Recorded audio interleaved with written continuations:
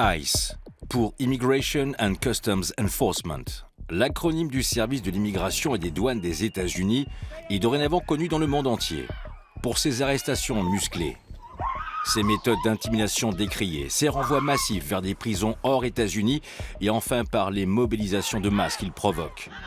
Comme ici, à Minneapolis, ville dans laquelle Ronnie Good, une femme de 37 ans, mère de 3 enfants, a été abattue par des agents de ICE alors qu'elle dénonçait une de leurs arrestations. I want the federal government out of Minnesota. Les gardes frontières d'ICE, devenus pour les opposants le bras armé de Trump. Peut-on dire que ICE est le bras armé de Donald Trump? Je dirais oui, mais en plus de cela, je dirais non pas seulement de Donald Trump, mais de cette extrême droite crypto-fasciste qui a accédé pour la première fois de son histoire au pouvoir avec Donald Trump en 2025.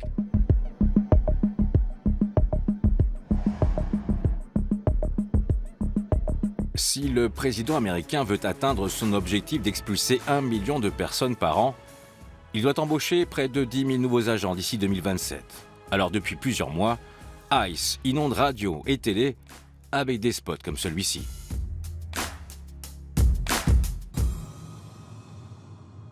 Sur le papier, les missions de ICE n'ont pas changé.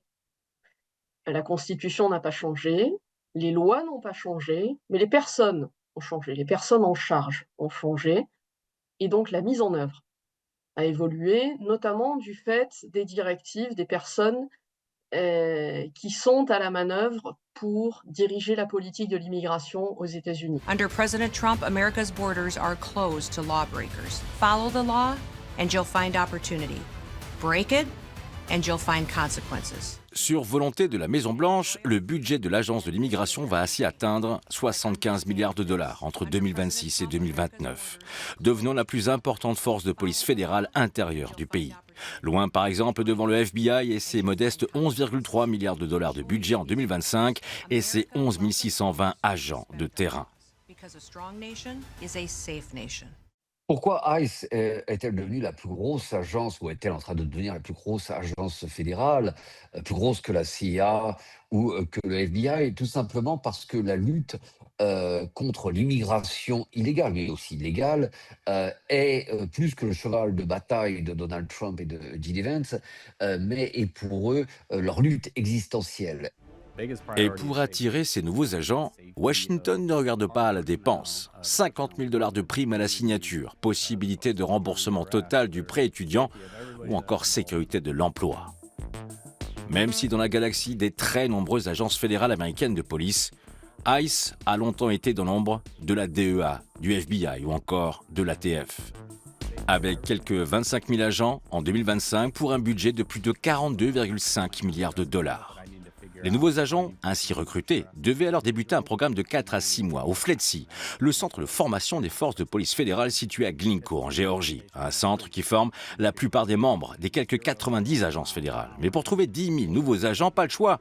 Il faut faire vite et moins bien.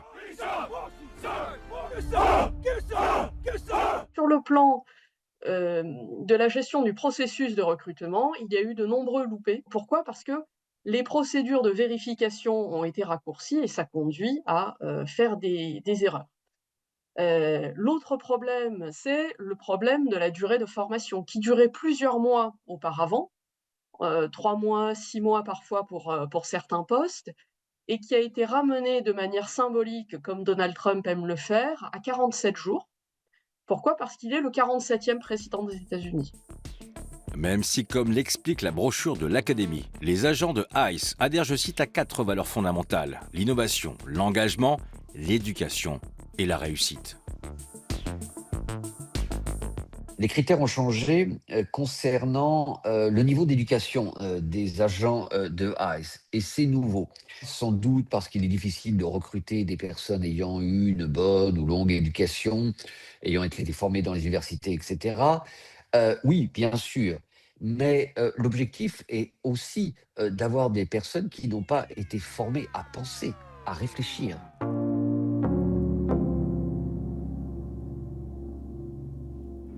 « 11 septembre 2001, les attentats du World Trade Center.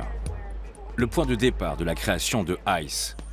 À l'époque, le président est le républicain George W. Bush. En octobre 2001, il fait voter le Patriot Act contre le terrorisme. En novembre 2002, le Homeland Security Act pour lutter contre l'immigration.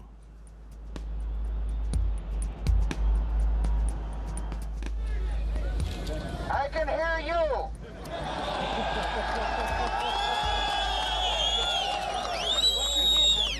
I can hear you. The rest of the world hears you. Ce qui se passe après le 11 septembre, on a vraiment un virage dans la gestion de la politique qui passe d'une politique classique de gestion de l'immigration à une gestion de l'immigration via le spectre de la lutte antiterroriste. Et c'est ça qui amène à la création de ICE, en fait. ICE version Trump 1 débute lors de son premier discours devant les membres du Congrès en février 2017, en lançant une croisade musclée contre l'immigration. Those given the high honor of admission to the United States should support this country and love its people and its values.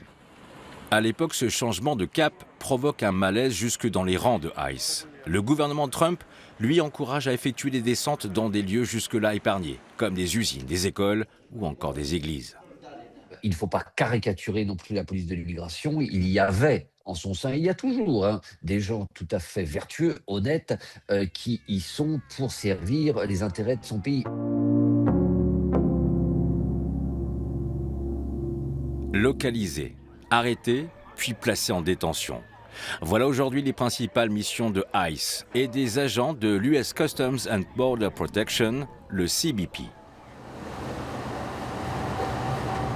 Ce qu'on voit derrière le renforcement des moyens de ces deux agences, et en particulier de ICE, c'est vraiment une réorientation des moyens du gouvernement fédéral vers la loi, l'ordre et la militarisation de la politique intérieure aussi. Et quand on parle de réorientation, on pense par exemple à ce nouveau centre de détention d'eau chauffée en Floride, implanté dans les Everglades marécageux, entouré d'alligators. Mais cela ne s'illustre pas uniquement à travers les missions, également tout simplement à travers la manière dont sont traités les dangereux immigrants illégaux. Regardez cette fameuse Alcatraz Alligator, cette prison dans les marécages de Floride, avec Donald Trump qui, lors de son ouverture, tout bonhomme à la télévision, rigolait en disant « ha ha ha, maintenant s'ils veulent s'évader, ils seront croqués par les alligators ». The snakes are fast, but alligators are. But we're going to teach them how to run away from an alligator, okay?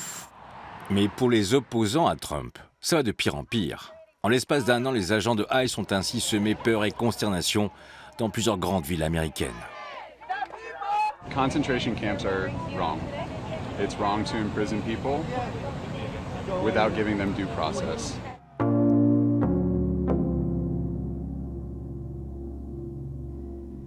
Kristi Noem, version nouveau shérif dans la ville. La secrétaire à la sécurité intérieure est un des visages choisis par le président américain pour incarner sa police de l'immigration New Look et légitimer les exactions de ICE. N'y voyons pas un hasard, cette femme ne s'habillait pas en woman cowboy il y a encore quelques années. Il y a ici toute une opération de communication autour de cette police. We will continue to protect our ICE officers and in cooperation with other law enforcement agencies as well. Cette police aujourd'hui quasiment privée, qui semble n'obéir qu'aux ordres du chef suprême des États-Unis, se croit tout permis et va jusqu'à des exactions tout à fait illégales et en toute impunité pense pouvoir assassiner la première personne venue. Ceux qui dénoncent ce type de méthode ont été qualifiés de terroristes par le locataire de la Maison-Blanche. Des terroristes déguisés, comme ici à Portland en octobre 2025, pour se moquer de ces déclarations de Trump. L'usage des armes, y compris pour les agents de ICE, est pourtant régi par la loi. Ils ne peuvent recourir à la force létale, je cite, que si la personne représente un danger grave pour elle-même ou pour autrui, ou si elle a commis un crime violent. En revanche, toute personne qui souhaite s'opposer, y compris de manière pacifique, ce qui était le cas de René Good, à ICE, court le risque de se faire tuer. Enfin, ICE n'a pas le pouvoir d'arrêter des citoyens américains, sauf dans des circonstances exceptionnelles. Des exceptions devenues la normalité dans l'Amérique de Trump.